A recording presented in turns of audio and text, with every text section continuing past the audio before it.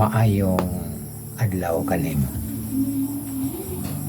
Ang kaluwasan sa kalag nasabta na ba nim? Ang kaluwasan nga gisgutan sa Biblia, daghan nga mga magwawali nga nagkalalain ang pagpasabot. Pero kung ang gitudlo ni Ginoong Jesucristo, kung maulamang ang gitsangyaw sa mga katawhan usara, ang pagtulunan sa kaluwasan sa kalag nga gusto ang Diyos nga makatunan sa tao, nga mahibaluan sa tao, pagtulunan ra sa born again. Kinsay nagtudlo sa pagtulunan nga born again? Si Ginoong Jesucristo. Kinsay nag-ingon nga kung tunay mga anghel o anghel gikan sa langit nga magwali sukwahi sa gitudlo ni Ginoong Jesucristo, sukwahi sa gitudlo nila ni Apostol Pablo nga born again nga pagtulunan, ipatunglo sa ato pa ang pagtulunan nga born again, nag-inusarang pagtulunan para ikaw nga tao makakita o makasulod sa gingharian sa Diyos. Si Ginoong Jesucristo mismo ang nagsulti niya na Juan Kapitulo 3. Kinsa man ka nga tao, nganong ang Diyos Amahan gusto man nga ikaw matao pagutro o maborn again. Ikaw nga tao sa panahon nga wala pa ang sala misulod sa kalibutan, kung siya nga Diyos ang pasultihon, anak ka niya. Anak ka niya.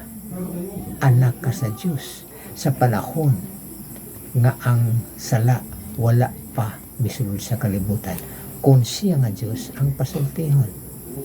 Pero sa panahon nga ang sala misulod na sa kalibutan, ikaw nga tao, kung ang Diyos ang pasultihon, anak ka sa Yawa. Juan 8:44.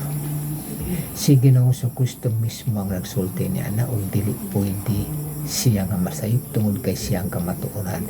Ikaw nga tao, giingnan ka ni Ginoong Jesucristo nga anak ka sa Yawa. Ug ang imong pagkaanak sa Yawa, magpasalamat ka nga naay manluluwas nga mao si Ginoong Jesucristo, para nga ang imong pagkaanak sa Yawa himuon niya nga maanak sa Diyos pagbalik, para tawgon ka nga born again. Ang born again dili relihiyon. Ang born again pagtulunan na ni Ginoong Jesucristo nga gitudlo niya para ang tao makakita o makasulod sa gingharian sa Diyos. Ang born again gusto siya nga Diyos nga masabtan nimo ni, kay mauni ang bugtong pagtulunan nga gitudlo ni Ginoong Jesucristo para nga ang kalag sa tao nga padulong sa impierno mabalhin nga padulong sa langit. Mauna ang kaluwasan. Kaluwasan gikan sa pagkamaimperno, kaluwasan gikan sa kangit-ngit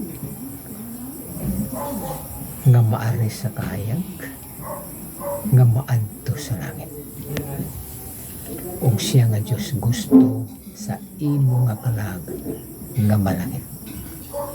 Ug ang bugtong paagi mao ang pagdawat nimo kang Ginoong Jesucristo, ingon nga imong ginaog maluluwas sa imong kinabuhi para ka tawgon sa Diyos Amahan nga usa sa iyang mga anak.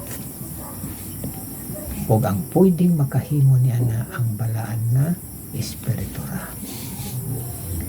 Ang pagdawat kang Ginoong Jesucristo, ako ning igiya kanimo, pakig-istorya kaniya. Si Ginoong Jesucristo nag-ingon, duha o kuntulo nga magakatigom ana ako sa ilang taliwala. Dili layo siya nga dawaton. naara siya sa doon, niingon pagod siya nga ako nagatuktok sa pultahan sa inyong kasing-kasing kung dunay magapatalingog sa akong tingog o muabli, kaniya mosulod ako. Pinadayag 3:20. Sige na sa Kristo, dugay na nga panahon nga nagtuktok sa pultahan sa imong kinabuhi, nagpaabot nga imong pasudlon.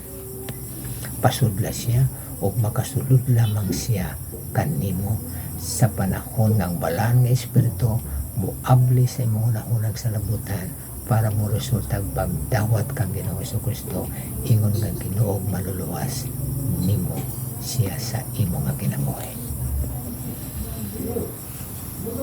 Pamalandungi ang maong pagampo, ako ning ipabati kanimo, pwede nimo ning sundon, paminawa.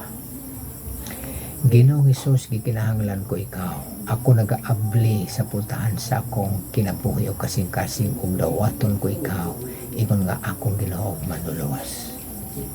Sulod ka karon kanako Ginoong Hesus sa akong kinabuhi. Ug salamat sa imong saad nga ikaw mosulod kun pasudlon. Salamat nga ania ka na sulod sa akong kinabuhi.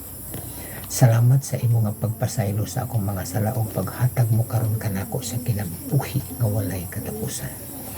Salamat nga imo nako nga gihimo karon nga born again. Himo ako nga tao sumbala sa imong kagustuhan. Amen. Kung wala ka pa makadawat sa itong Ginoo Kristo, pinagi sa pagtuo, sundat to ang mga pagampo. Ayaw palabya ang panahon. Kaya wala ka makahibalo kung sa madala sa sunod ng mga adlaw, mga katuigan. Karon ang adlaw sa kaluwasan, sa imong kalag, ug dawata si Ginoo Kristo, ingon nga imong Ginoo maluluwas sa imong kinabuhi.